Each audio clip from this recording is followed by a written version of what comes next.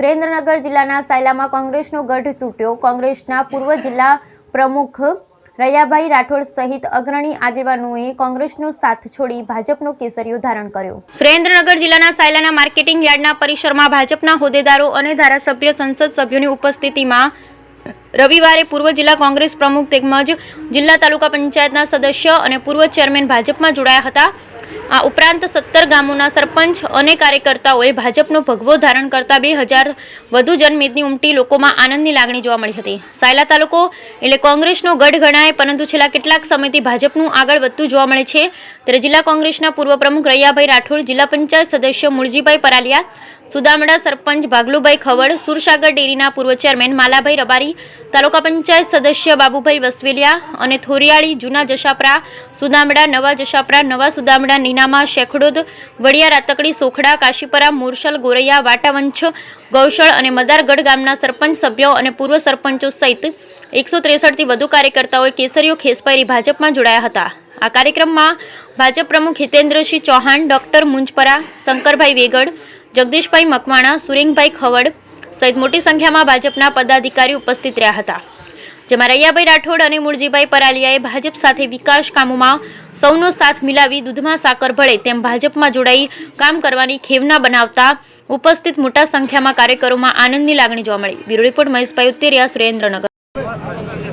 કોઈ મુદ્દા માટે મને પાર્ટીએ મારું કામ જોઈ અને જે મારી કામની જે કદર થવી જોઈએ એ થઈ નહોતી।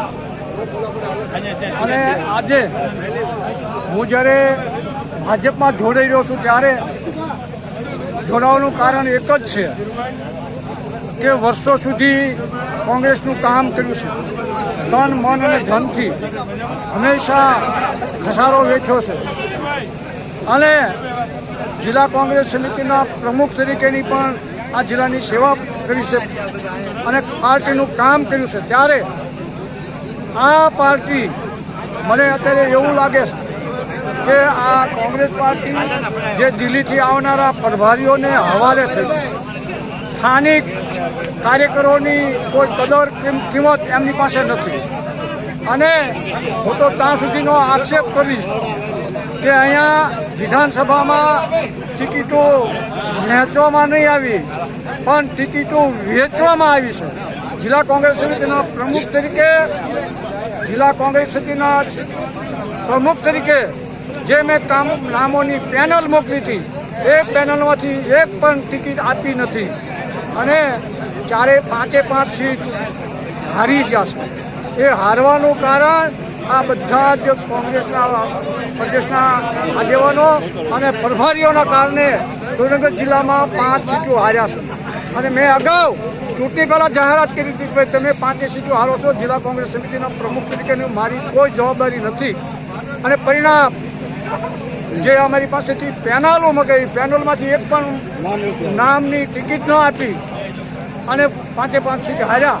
ત્યારે મેં મારી જવાબદારી સમજીને પ્રમુખ તરીકે રાજીનામું આપી દીધું હતું કે ભાઈ 5 સીટો ભલે હાર્યા છે પણ હું પ્રમુખ તરીકે મારી જવાબદારી છે એમ સમજીને મેં રાજીનામું આપ્યું।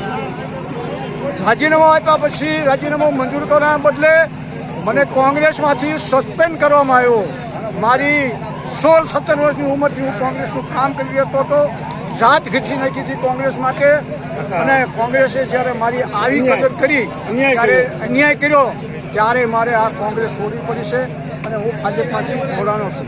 ભાજપમાં આપણા ગુજરાતના બંને પનોતા પુત્ર નરેન્દ્રભાઈ મોદી સાહેબ અને આપણા અમિતભાઈ શાહ જે દુનિયામાં આપણું ગુજરાતને ગૌરવ અપાવી રહ્યા છે, દેશને આગળ લઈ જઈ રહ્યા છે, ત્યારે એ પ્રવાહમાં ભળવા માટે, એ પ્રવાહમાં સહભાગી થવા માટે આજે કેટલા લોકોને લઈને ભેડા ભાજપનો ખેસ આજે અહીંયા હું આંકડો ન આપી શકું પણ મારા હજારોની સંખ્યામાં મારા ટેકેદારો અહીંયા આવ્યા એ જુદી વાત છે। જે નથી આવી શક્યા તે પણ મારી સાથે છે। અહીંયા સાયલા હંમેશા નિર્ણાયક રહ્યું છે। આ લોકસભા હોય તો ભલે, વિધાનસભા હોય તો ભલે। ચેતનભાઈ ખાચર તો તમારા વર્ષોથી મિત્ર રહ્યા છે, ચેતનભાઈ વિશે શું કહો? ચેતનભાઈ ખાચર તો મારો મારી પાસે બાળક હતા અને હાવ નાની ઉંમરે મેં એમને ચેતનભાઈને જિલ્લા પંચાયત લડાવી હતી એ પોતે ના પાડતા ભાઈ હું જિલ્લા પંચાયત ન લડી શકું. પણ છેલ્લે એમના વિધાનસભાએ મામા- લઈ લીધી તમે મેં વિધાનસભા વિધાનસભા પણ પેટા ચૂંટણી પણ લડાવી તો છે. તમને એવું લાગે છે ચેતનભાઈ આવશે ભાજપનો કેસ ધારણ કરશે એવું ના, શક્યતા? એવું હું ન કહી શકું. શક્યતા એ કરી એમનો- તમે મહેનત કરશો? અમે બનતા પ્રયત્નો કરશું અને આવશે તો આવકારશું. એમાં છેલ્લો પ્રશ્ન છે, વર્ષોથી તમે કોંગ્રેસમાં હતા ત્યારથી લઈ અત્યાર સુધી સતત ખનીજ માટે સાયલા વિશાળ ખનીજ ધરવાયેલું છે આ ધરતીમાં. લીજ માટે ખૂબ માગણીઓ કરતા અહીંયા બેફામ ખનીજ ચોરી થાય છે. તમે લીજો માગતા, તમને ન્યાય મળતો નહીં. હવે તમે ભાજપમાં ખેસ પહેરો હોય તો સીએમ સાહેબ કદાચ આપી શકશે ખરા લીજ? એ આ જે વાત તમે ખનીજ ચોરીની કરી, ખનીજની માફિયાની કરી, ત્યારે એનું હું ખંડન કરું છું.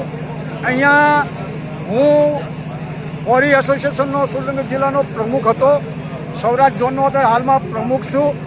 ત્યારે સુરેન્દ્રનગર જિલ્લામાં બ્લેક ટેપ હતી તો હું ખાતરી તમે આપને આપું છું કે 1 ટનની રોયલ્ટીની ચોરી થતી નથી.